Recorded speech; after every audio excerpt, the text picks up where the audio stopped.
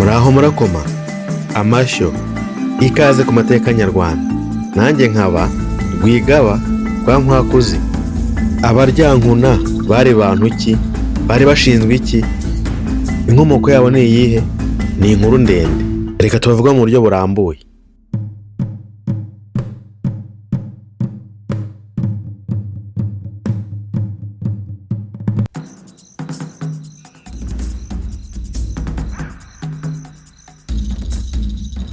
Ahagana mu mwaka w'1877 umwami w'u Rwanda Yuhi II Gahima amaze gutanga, abana be barwaniye ingoma banga kuyoboka Ndahiro wa kabiri Cyamatare wari umaze kwima ingoma asimbuye se.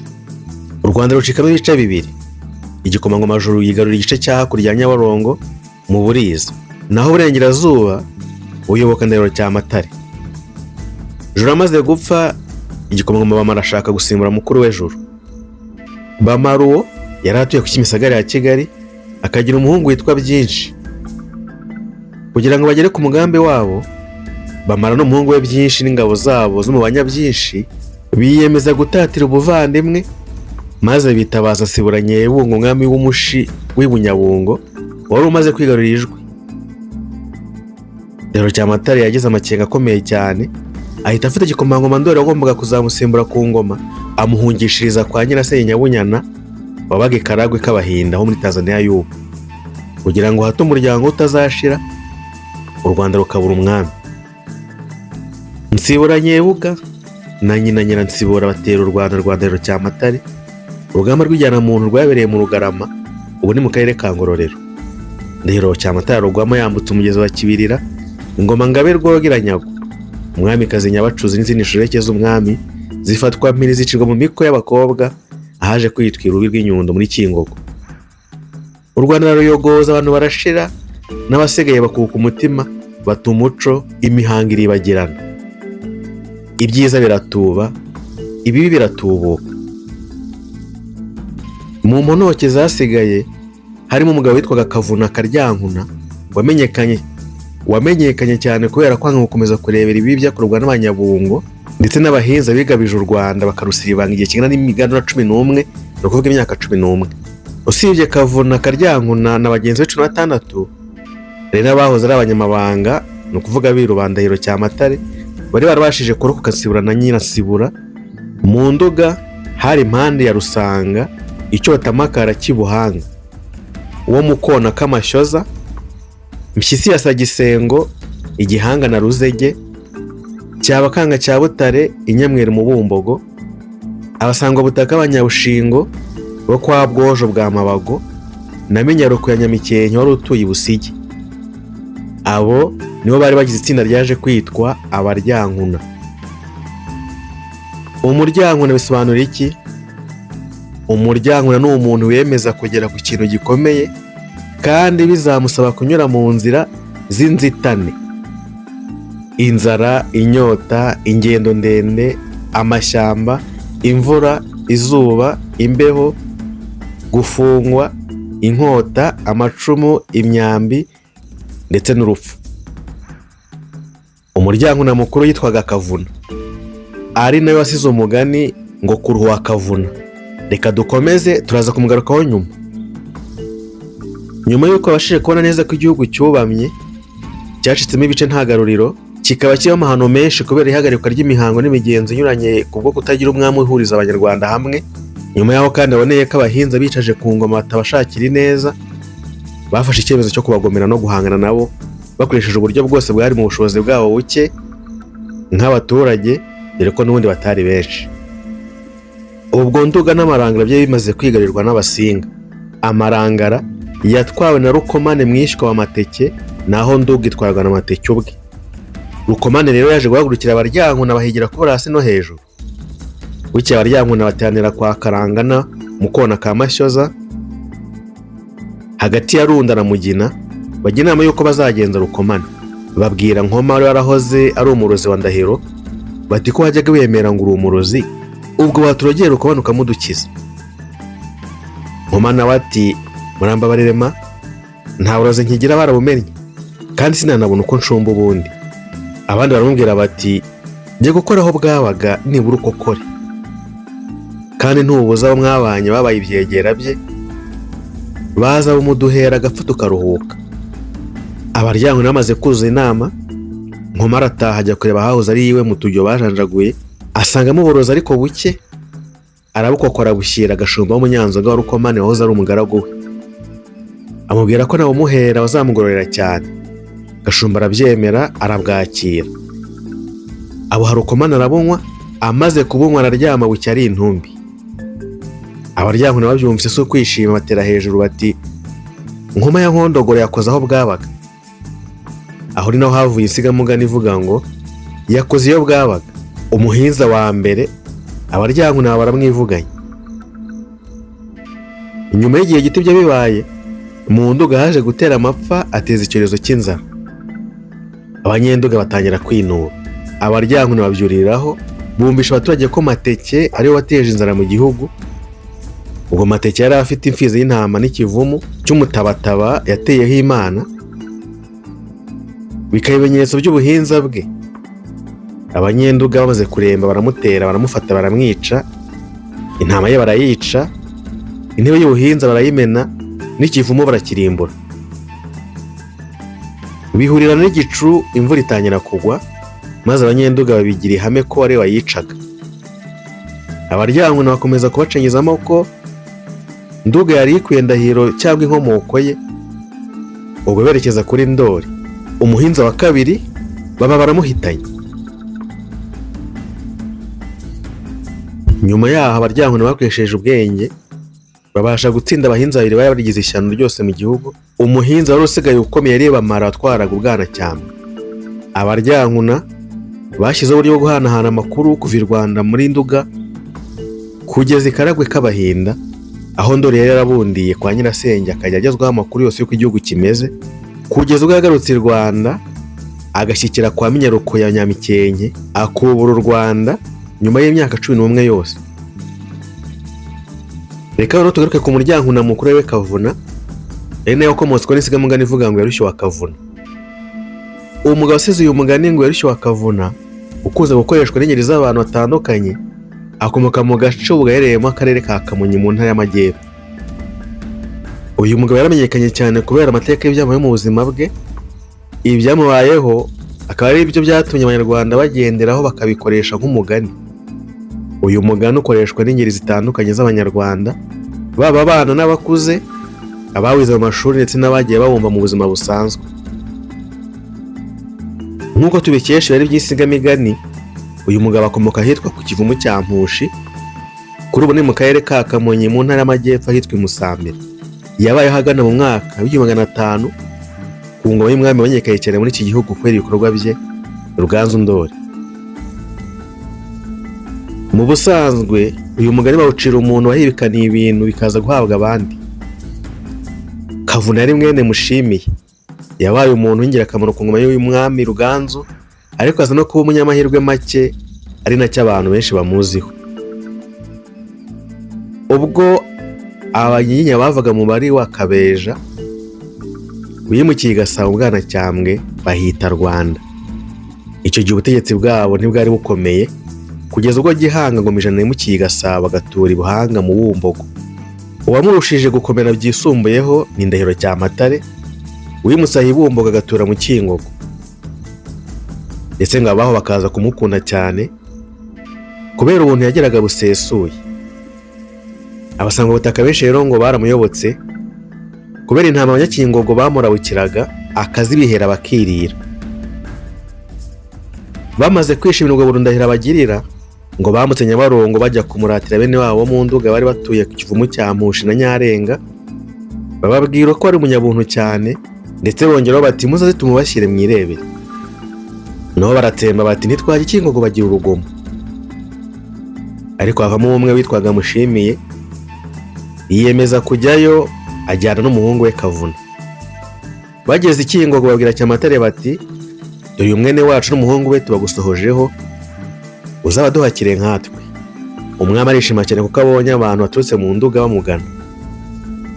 Abaha kubwo akajya baha intama, bidatinze bagabira inka bombi. Mushimiye n'umuhungu we bamaze kugabana, barongora inka zabo bazijyana iwabo ku Kivumu. Abanyakivumu babonye inka Mushimiye n'umuhungu we bavanye kwa Ndahiro baratangara cyane, inkuru yogera ku Kivumu ndetse isakara mu Nduga yose, isingira Bwanamukari. Inkuru imaze kogera mu Rukoma hakaba umugabo witwaga Mpyisi ya Sagisengo, Igihinga na Ruzege. Asamira iyo nkuru hejuru, niko guhaguruka ajya guhaka kwa Ndahiro. Ageze ati ndakuyobotse nje kuguhakwaho, kandi n'akarere ntuyemo kose ka Nduga ndakakuyoboraho. Ndahiro arezerwa cyane kuko abonye abagabo batatu b'Induga bamwizeyeho ubuhake, aribo Mushimiye, Kavuna na Mpyisi. Ahera ko agabira Mpyisi inka y'imbyeyi, aramubwira ati inka nguhaye hera kwijyana iwanyu. Undi ati ndagushimiye, ariko se ko mfite inkoni y'ikibando, nk'abo duhura nshoreje nk'ikibando baragira ngo iki? Ndahiro niko kumuha inkoni y'akanyafu, ari nayo yabaye inkomoko y'akarende ko gucyura umunyafu mu Kinyarwanda. Mpyisi ashorera inka ye, ayigejeje Igihinga, Abanyanduga barahurura. Inkuru y'uko Ndahiro ahaka neza irushaho kwamamara. Ubwo Cyabakanga cya Butare Nyamweru mu Bumbogo arabyumva. Yari afite urugo ku Rugogwe rwa Rundo na Gihara, nawe ahera ko akora impambo ya Gikingogo. Ageze yabwira Ndahiro ko aje kumuhakwaho. Ndahiro nawe yishimira ko abantu b'Induga bakomeje kwiyongera baza kumuhakwaho, ahera ko amuha inka z'imbyeyi ebyiri. Azigejeje Irunda, inkuru noneho iba ikimenamutwe, bituma asanga ubutaka b'Induga bahurura bajya kurya intama mu Kingogo. Abandi bantu benshi nabo bihutira gusanga uwo munyabuntu urenze urugero. Bamaze kuhagwira, ibintu byaho byinshi birononekara. Abanyakingogo barivumbura ava kuri Ndahiro, asigara n'Abanyenduga baje kumuhakwaho, kandi bari bamaze kuba benshi. Haciyeho iminsi, Ndahiro agira ubwoba kuko Abanyakingogo bari bamaze kugenda, bakaba batakiza kumuhakwaho. Niko kwigira inama yo kohereza umuhungu we Ndoli Karagwe k'Abahinda muri Tanzania kwa Nyirasenge Nyabonyana kurererwayo. Agezeyo areranwa na babyara be. Abanyakingogo bumvise ko Ndahiro acikije umuhungu we, baramwanjama bati ko waje n'ugatura ntitugutera umuganda kubera imico yawe myiza, tukakora bukira inka zamara kugwira ugahindukira ukaziduhakisha, twaguye intama ugahindukira ukazihera basangwa butaka tukakwihorera, none ukaba wanacikishije umuhungu wawe Ndoli, ubwo Ndahiro ni amahoro? Ndahiro uratwikekaho iki? Ndahiro nawe ati umwana ntabwo yacitse ahubwo yarazindutse. Bahera ko bararaka baramutera, bararwana, baramunesha, baramwica, maze bacukura inyenga yo kumurohamo. Bagiye kuyimuhambamo, umusangwa butaka umwe arabarindagiza agira ati uyu mugabo ageraga nabi mwimutaba, nabonye ikiguri cy'inozi nimucyo bari cyo tumujugunyamo zimurye. Mu Nduga rero guhamba mu nyenga ntibabikundaga, bahambaga mu bihuru. Ndahiro bamunika ku giti apfa atyo, ariko apfa amaze kugira abanyamabanga benshi ari bo Biru. Mu Nduga hari impande ya Rusanga, Icyotamakara cy'Ibuhanga, Karangana, Mukona k'Amashoza, Mpyisi ya Sagisengo, Igihinga na Ruzege, Cyabakanga cya Butare, Inyamweru mu Bumbogo, n'abasangwa butaka b'Abanyabushingo bo kwa Bwojo bwa Mabago. Minyaruko asigana mwene Ndahiro witwaga Bamara, yari yarabyaye ku Nshoreke, n'umuhungu we Byinshi bari batuye ku Kibisagara ya Kigali. Ako gace k'Ibwanacyanga bakigiramo abayobozi, abaho barabayoboka kuko bari bene Ndahiro, naho Nduga yose yoboka Amateke w'Umusinga. Nuko biba bityo, hanyuma bitinze mu Nduga acana amapfa, atiza icyorezo cy'inzara. Abanyenduga batangira kwina bavuga ko Amateke wari wateje inzara mu gihugu. Ubwo Amateke yari afite imfizi y'intama n'ikivumu cy'umutabataba yateyeho Imana, bikaba ibimenyetso by'ubuhinza bwe. Abanyenduga bamaze kuremba baramutera, baramufata, baramwica, intama ye barayica, intebe y'ubuhinza barayimena, n'ikivumu barakirimbura. Bihurirana n'igicu, imvura itangira kugwa, maze Abanyanduga babigira ihame ko ari we wayicaga.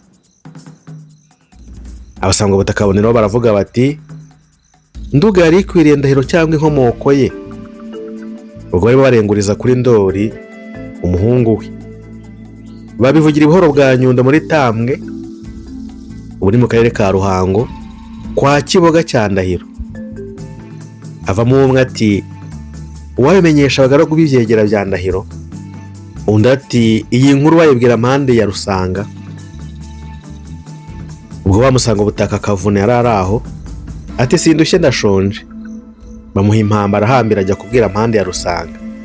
Ageze yamutekereza uko Mateke yapfuye, ko intama ye yapfuye, ikivumu cye cyaguye n'intebe ye ikameneka. Mpande arishima cyane ati iyi nkuru wayimenyesha Mpyisi ya Sagisengo Igihinga na Ruzege. Kavuna ati sindushye ndashonje.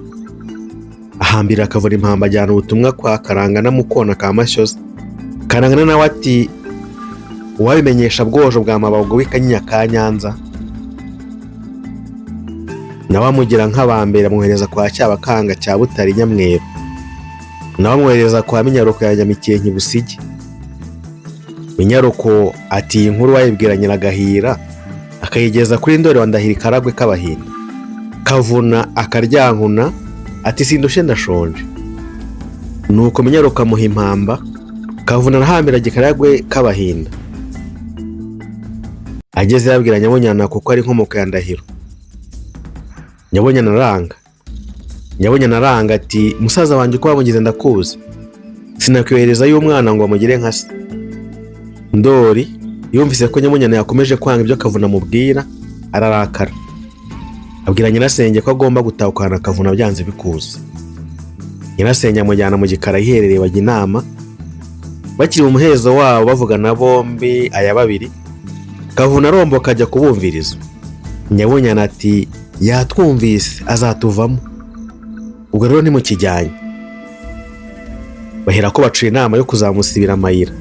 Bamaze kuyinoza Ndori ahera ko aboneza iyo mu Rwanda.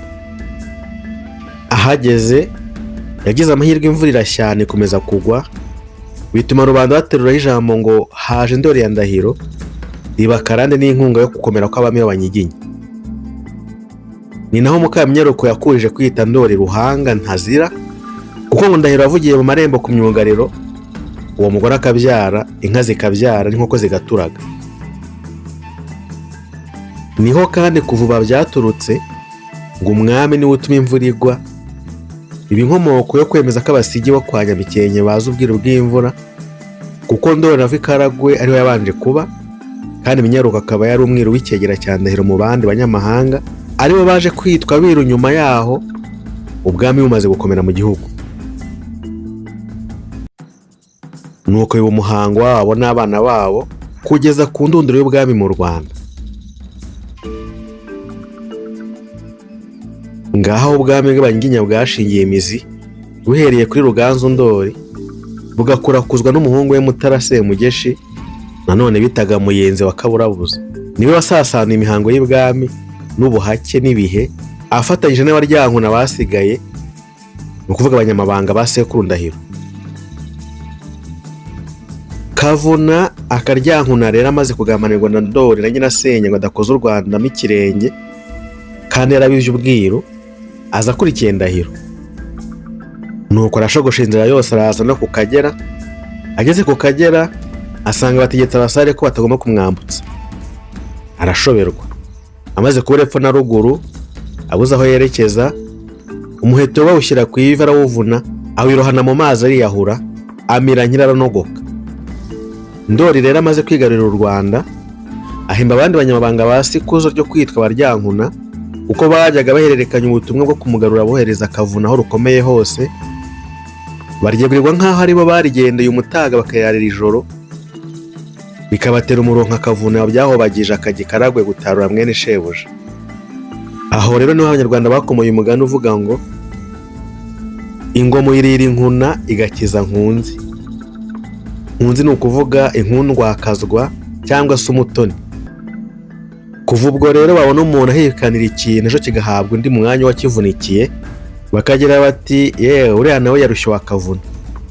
Ngibyo rero bya Kavuna Karyankuna kamushimiye waruhiye abandi.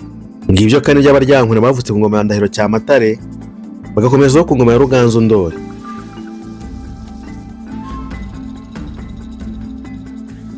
Turagushimira cyane ko dukurikira, tubiha agaciro cyane, ujye utubwira n'abandi, ubarangira ahantu heza basanga amateka asobanutse.